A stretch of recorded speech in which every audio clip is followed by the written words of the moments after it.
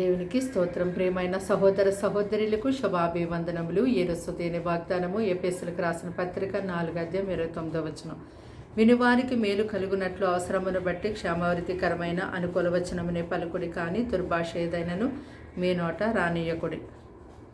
చూడండి, కొందరు మాటలే కదా అని చెప్పి విస్తరించి ఏది పడితే అది మాట్లాడేవారిగా ఉంటారు.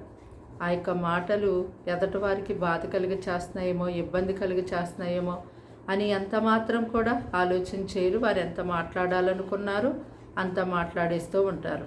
అందుకే దేవుని యొక్క వాక్యలో చూస్తున్నాము, మన మాటలు అవునంటే అవును, కాదంటే కాదు అన్నట్టుగా ఉండాలి.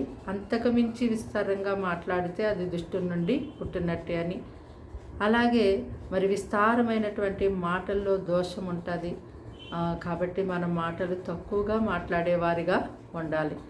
అయితే మన మాటలు క్షేమాన్ని కలిగచేసేవిగా ఉండాలి. అంతేకాదు క్షేమాభివృద్ధిని కలిగచేసే మాటలనే మనం పలికేవారిగా ఉండాలి. మరి దేవుని యొక్క వాక్యంలో మనం ఇంకా చూస్తున్న దుర్భాష ఏది కూడా నీ నోట రానివ్వద్దు అంటున్నాడు దేవుడు. అంటే కొందరి కోపం వస్తే ఎన్నో రకాలుగా మూర్ఖపు మాటలు మాట్లాడేస్తూ ఉంటారు. కాబట్టి ఎవరైతే నోరు కాచుకుంటారో వారు తమను తాము కాపాడుకుంటారు. ఎవరైతే ఊరు కనుక మాట్లాడుతూ ఉంటారో వారు తమ నాశనాన్ని కొని తెచ్చుకునేవారుగా ఉంటారని దేవుని యొక్క వాక్యం సెలవిస్తూ ఉంది. కాబట్టి మన మాటలు కొద్దిగా ఉండాలి.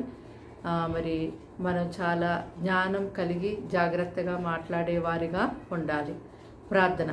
దేవానికి వందనములు, స్తోత్రాలు, స్తుతులు చెల్లిస్తున్నాం తండ్రి. ఈ మాటలు వింటున్న నీ బిడ్డల్ని మీ రక్తంతో కడిగి ముట్టి స్వస్థపరిచి బలపరచండి. వారికి వారింటి వారికి రక్షణ ఇవ్వండి. వారిని వారి పిల్లల్ని పోషించండి. వారి గృహములు ఎటువంటి శోధన వారిని వెంబడిస్తుందో ఆ శోధన ఇప్పుడు యేసు నామములో తొలగిస్తున్నాము. అనారోగ్యాన్ని తీసివేసి స్వస్థపరచండి. ఆ పవిత్ర ఆత్మ నుంచి విడిపించండి. ఉద్యోగములు దయచేయండి. ఎగ్జామ్లో సహాయం దయచేయండి. ఆరోగ్యాన్ని ఇవ్వండి, బలాన్ని ఇవ్వండి, నెమ్మదినివ్వండి. ప్రభు నీ కృప వారికి మెండుగా దయచేయండి. వారి గృహము చుట్టూ వారి చుట్టూ మీరుండండి. ఈ దినమంతా ప్రత్యేకమైన నీ కాపుదల, నీ సన్నిధి సహవాసం ఎంతో తోడుగా ఉంచండి ప్రభా. ఇదిగో తండ్రి, కీడు శోధన పాలించి తప్పించమని, భయంకరమైన ఎండ దెబ్బ నుంచి ప్రతి ఒక్కరిని కూడా తప్పించండి. క్షేమంగా కాచి కాపాడమని. అయ్యా, ఎవరు నీ వైపు తిరిగి వేటినైతే ప్రార్థించి వేడుకుంటున్నారో ఆ ప్రార్థనకి జవాబులు దయచేయమని యేసుక్రీస్తు నామములో ప్రార్థన వినయంతో సమర్పించి అడిగి వేడుకుంటున్న ప్రియ పరలోక తండ్రి. ఆమేన్.